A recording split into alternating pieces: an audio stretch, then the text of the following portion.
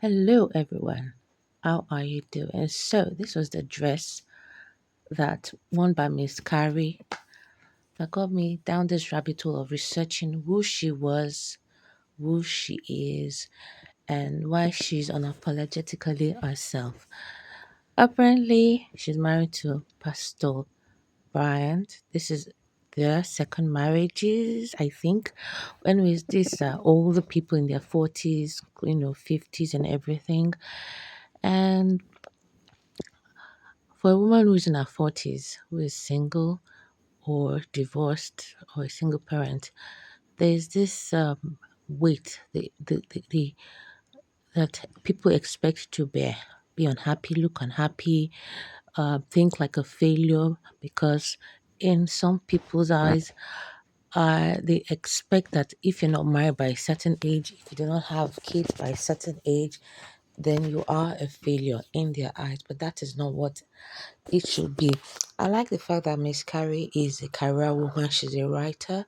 She's a woman who encourages girls, young girls. She has a book out, the Girl Bible Talk, or something like that.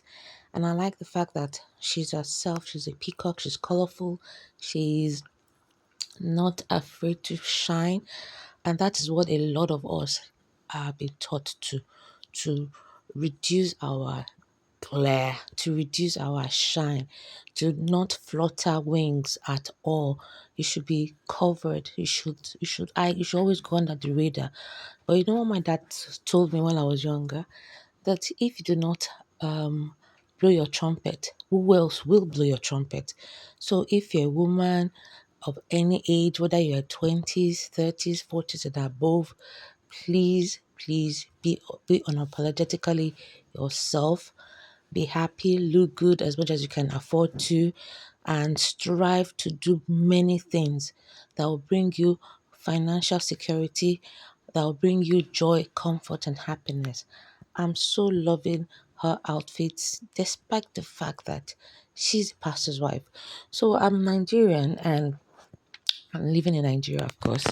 So we do not we do not like to ruffle the feathers. That's how we've been brought up. And to see a pastor's wife be like this, it's a breath of fresh air. I like Miss Carrie. In fact, I started following her after this scandal. And in that dress of hers, she did not look like a $2 whore. She looked like a wonderfully built woman who is sure of herself, who loves her body. And that reminds me, Jumoke, start doing exercise. Anyways, please, every woman in her 20s, 30s, 40s, learn from her. Even if you think you do not have it all, still come out there, show your face, show your worth, and display your skills and your craft.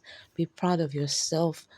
And I hope for every woman out there who is looking out to get married and or remarry, or just have a life partner. I wish you happiness in 2026. Honest to God, I'm loving Miss Carrie and her husband. I love their vibes. I love the way they interact with each other. Every woman has to learn how to love herself.